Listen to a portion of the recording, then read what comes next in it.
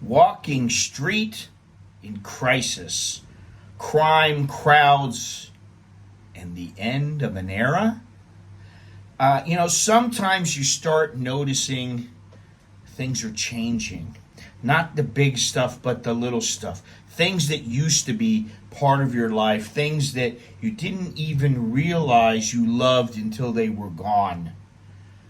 Take Pattaya's walking street, for example. If you've been around long enough, you remember when it was a lot more than just a tourist trap.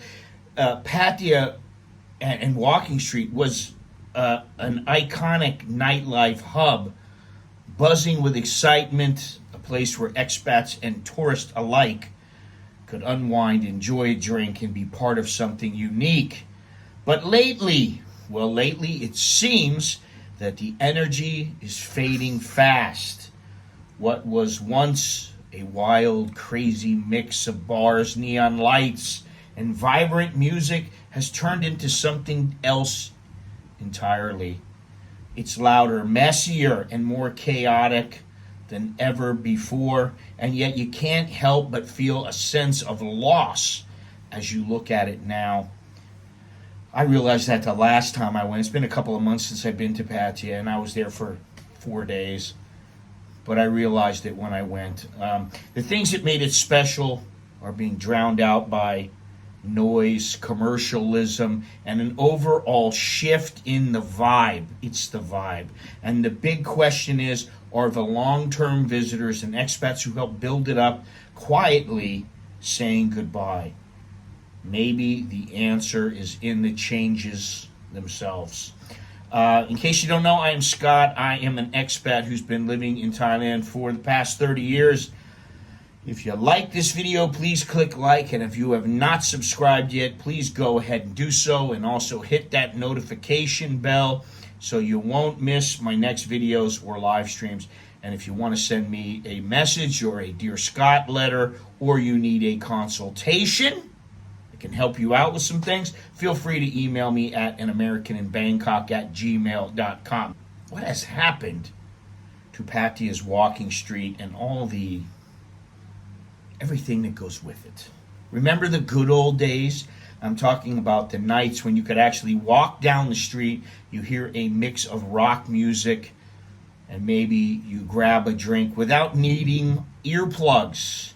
Now it's loud, really loud, and not in a good way. You can barely talk to the person next to you without shouting over the blaring Indian pop music. I can remember that the last time I was there, my buddies and I were walking along. We were trying to find a place to go into. We couldn't hear each other talk on the street. But anyway, when did Walking Street turn into a concert venue for music no one really asked for? What happened to the atmosphere that drew people in? The mix of international charm, a little gritty beach town vibe, and the kind of energy that wasn't just about noise and flashing lights. And let's talk about safety, or more accurately, the lack of it. Although supposedly Pattaya is extremely safe, I have my doubts. There's been a rise in gang activity, particularly with the Chinese nationals, and it's starting to make a lot of people uneasy. Just recently, there was a daytime shooting involving Chinese nationals on Walking Street, or around Walking Street. Now, it wasn't an isolated incident. Gang presence, especially among Chinese groups, has increased in the area, adding to the growing sense of insecurity. But that is not the only shift. The influx of tourists, particularly from India, has dramatically changed the dynamic of the area. Now, don't get me wrong. The majority of these tourists are just here to enjoy themselves. They just want to have fun. Boys just want to have fun too. But with the sheer number of them flooding in, Pattaya is starting to feel less like an international melting pot and more like Little India. This shift is changing the overall vibe of the place, and not in a way that makes me feel like the old Pattaya many expats knew and loved. I mean, that's really all I knew, is the old Pattaya. I haven't spent a lot of time there in years, but when I first came here, I spent some time there.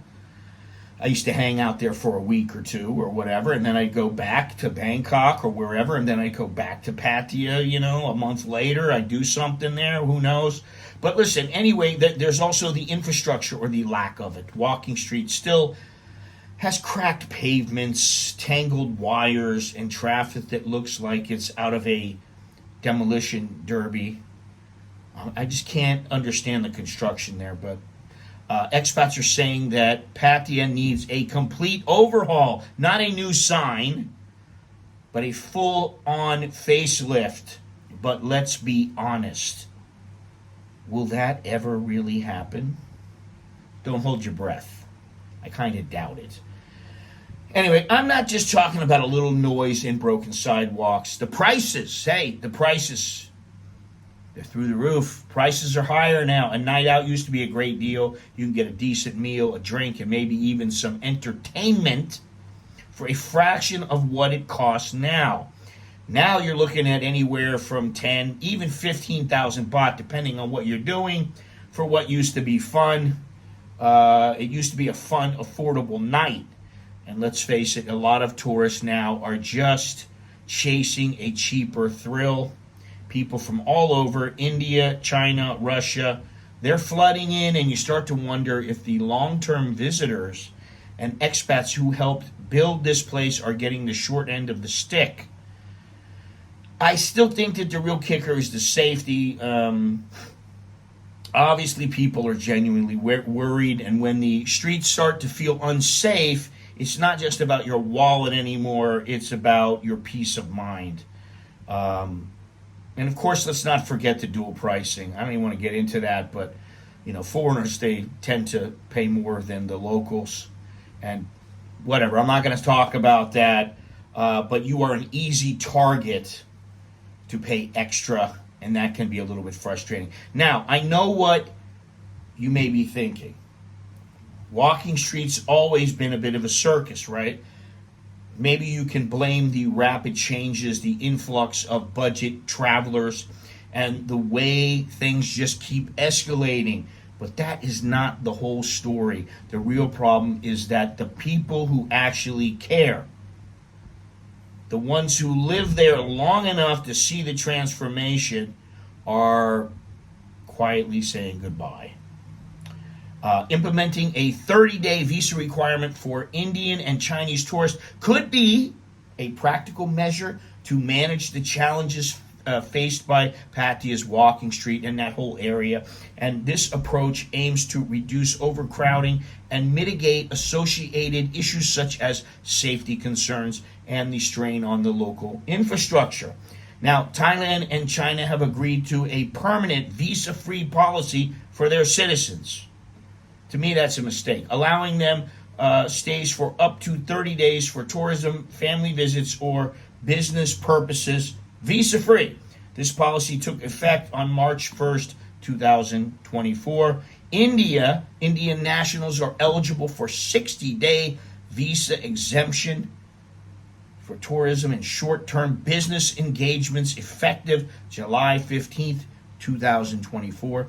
This can be extended for an additional 30 days at the discretion of immigration officers. The benefits of a 30-day visa requirement: controlled tourist flow. Limiting the duration of stay could help manage the number of tourists, reducing overcrowding and its associated problems.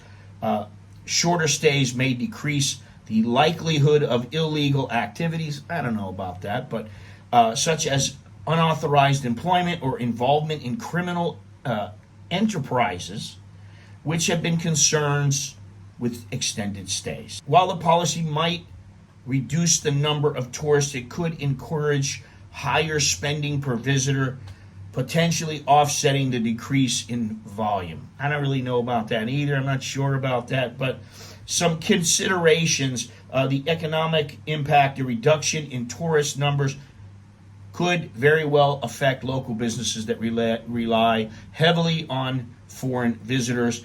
Diplomatic changes in visa policies could impact Thailand's relations with India and China, potentially affecting broader economic and cultural exchanges. Also, implementation challenges. Enforcing a 30-day visa requirement would require adjustments in immigration procedures and infrastructure to handle the increased processing demands. Well, they're the ones who did it. While implementing a 30-day visa requirement for Indian and Chinese tourists could address some of the challenges faced by Pattaya's walking street, it is essential to weigh the potential benefits against the possible economic and diplomatic repercussions. A balanced approach, possibly incorporating measures to diversify the tourist base and enhance local infrastructure, might offer a more sustainable solution. Now, I don't know. I'm just going to say this. I think if they just reduced it, maybe in the short term, it's going to affect them. But in the long term, I think it's going to make things better. That's my opinion. Whatever happened to the walking street we once knew, the energy, the charm, the place where you could escape without over-the-top chaos, well, now it's become something else entirely, something that is a little bit harder to love. So the real question is, whatever shall we do? Remember to smash the like button, subscribe, hit the notification bell. If you'd like to show your support for the channel, you can do so by joining the VIP section of the channel. Just hit that join button down below for as little as $1.99 a month. Also, if you want to send me a message or a Dear Scott letter, or you need a consultation, like, you need some help with your woman, with your girlfriend, with Sinsod, whatever it might be, email me at anamericaninbangkok@gmail.com. I'll see what I can do for you.